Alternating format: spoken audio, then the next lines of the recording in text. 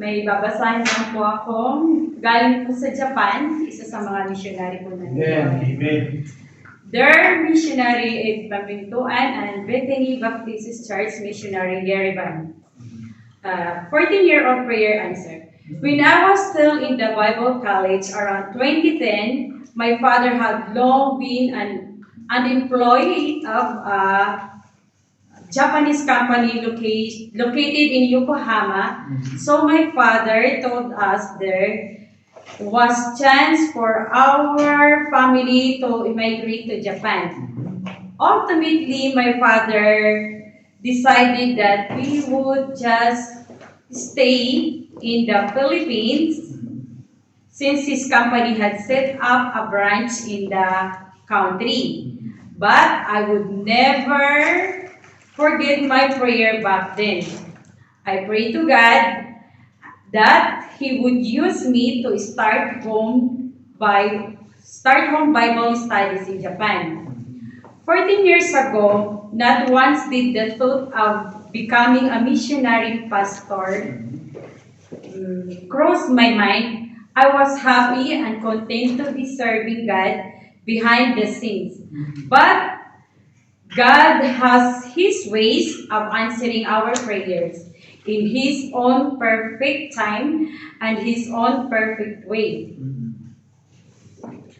Last September 23, we were invited by a Filipina attending our church from time to time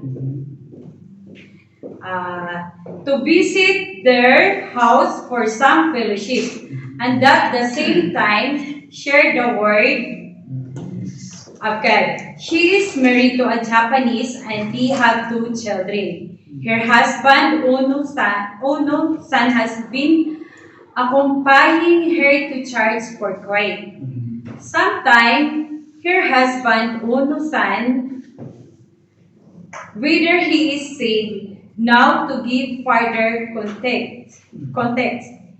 Here in Japan, homes are seen as a scared space and it is most exclusively reserved to family. Normally, activity with friends are done outside or at a separate place. Even more so with faith-related activities. This means that being invited to a Japanese home is not usual for a Japanese. This leads me to share 3-year miracles in this story. First, not only were we invited to their home, but secondly, Ono-san cooked us sumptuous lunch for us. But the greatest miracle of it was that after the food and fellowship, I was given a chance to share the word of God and salvation story to Ono-san. He listened intently and nodded throughout the message. While he didn't make a profession of salvation, my heart rejoiced that day, walking and leaping and praising God for answering my prayer. Some 14 years ago, a seed has been planted in the heart of Ono-san. In his very own home, Japan may be a thought field where church attendance average between 10 to 20, but this moment leads me to believe that Japan is ripe and ready for the harvest. Your prayers are working, God is working, and if we continually give ourselves to prayer, little by little, we will soon reap the fruits of our labors. God in His grace answered the effectual, fervent prayers of His righteous